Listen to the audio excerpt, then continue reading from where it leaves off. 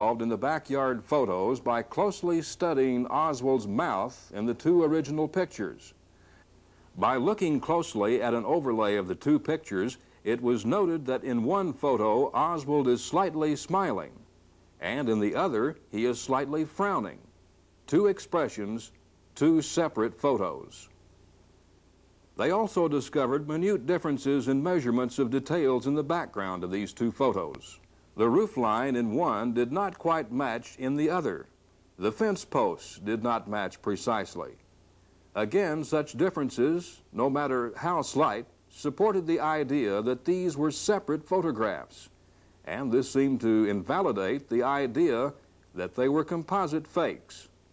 Well, it seems like we're right back where we started. Government-hired photography experts maintain that the incriminating backyard photos are exactly what they appear to be. Separate pictures of Lee Harvey Oswald with a rifle, which at least appears similar to the one said to have killed President Kennedy.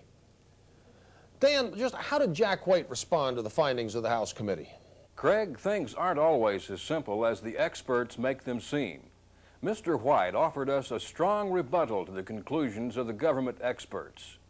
In reporting the results of the Penrose measurements of Oswald's facial characteristics, it seems the House committee was less than honest.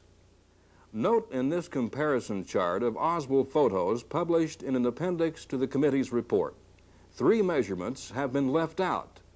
These 3 just happen to include the same areas of suspicion raised by Jack White, namely Oswald's nose length, earlobes, and most significantly his chin. White said if these 3 missing measurements have been added to the Penrose study, it most likely would have revised the numbers to the extent that a conclusion that all of the Oswald photos were identical in facial features would not have been possible, especially considering the controversy over the shape of Oswald's chin. So the committee chose to simply delete the troublesome figures. The conclusion that the one backyard photo negative could be traced to the imperial reflex camera is even easier to explain, according to White. He said the ballistics-type evidence of markings on the negative which matched markings made by the imperial reflex camera can be explained 2 ways. One method would simply be to acquire the imperial reflex camera. Keep in mind it was not found until some time after the assassination. White said an exposure could have been made through the camera which would show nothing but the markings on the edge of the negative. This fabricated negative edge, when combined with a faked backyard photo, would have resulted in a negative of the faked picture with the negative markings traceable to the imperial reflex camera. However, Mr. White said another way to achieve the same effect would be simply to build a composite picture using one backyard background, add a figure with a rifle, then Oswald's face, and photocopy the whole thing with the imperial reflex camera. Mr. White also pointed out to us that this backyard photograph, discovered by the de Mohrenschilds years after the assassination, has a black border, indicating it was produced from the entire original negative. Yet the negative reportedly was never found and has never been made public. Mr. White said this is evidence that this photo was somehow produced without the imperial reflex camera negative. This photo was produced with a high-quality camera with high resolution power for fine detail, indicating that the backyard photos could have been made prior to being photographed by the inferior imperial reflex camera. That explanation was understandable enough. I then asked Mr. White to explain how Oswald could have 2 different expressions if the photos were faked, and there was actually only one face. He demonstrated that the only difference between the 2 original photos was in the area of Oswald's mouth. He explained that a clever retouch artist could have turned Oswald's mouth down with the stroke of a brush. Jack, what makes you think this was done?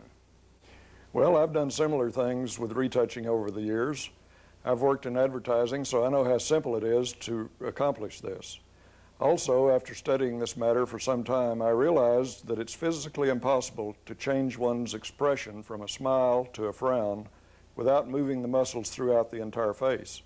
Try it yourself sometime in the bathroom mirror. Just see if you can change from a smile to a frown without moving any part of your face but your mouth. It's impossible.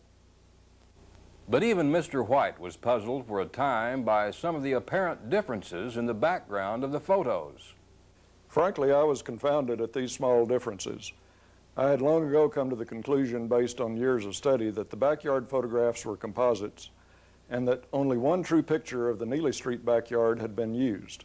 But I could not explain what seemed to be slight differences in measurements and perspective between the two photos.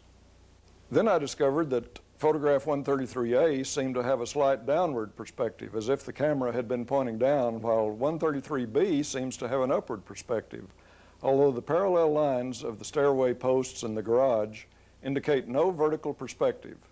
You have to understand perspective. Artists and photographers are familiar with terms such as horizon lines and vanishing points. Notice how, from this perspective, my thumb covers a photo on the wall behind me. Notice what happens when the camera moves just slightly.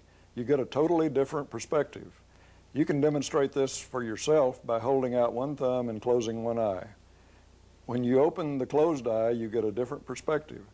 It all has to do with the perspective of the viewer, in this case, the camera. I found that 133B did seem to have a stretch in perspective, but only in one direction. So I began to experiment in the darkroom with the 133A print in the easel stand and the 133 negative in my enlarger. I was familiar with the process known as keystoning, which is a darkroom technique to introduce a false perspective to a one-dimensional photograph. By simply tilting the easel under the enlarger, it makes the resulting photograph appear to have a slightly different perspective. This was the single most thrilling moment of my investigation, because when I tilted the easel, the backgrounds came into perfect alignment, proving that the two backgrounds of the backyard photographs were identical. I had reversed the process of whoever made the composite photographs. I had proved to myself that they were nothing more than clever fakes concocted in some darkroom somewhere using sophisticated graphic and photographic techniques.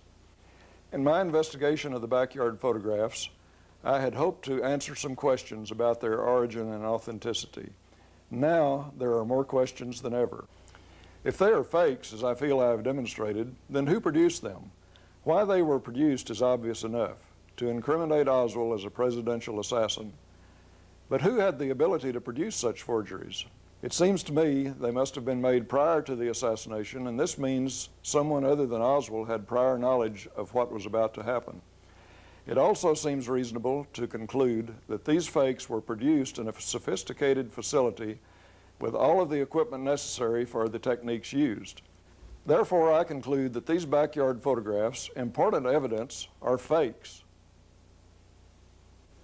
We must remember that Mr. White's conclusions of fakery have been echoed by foreign photographic experts in Canada and England.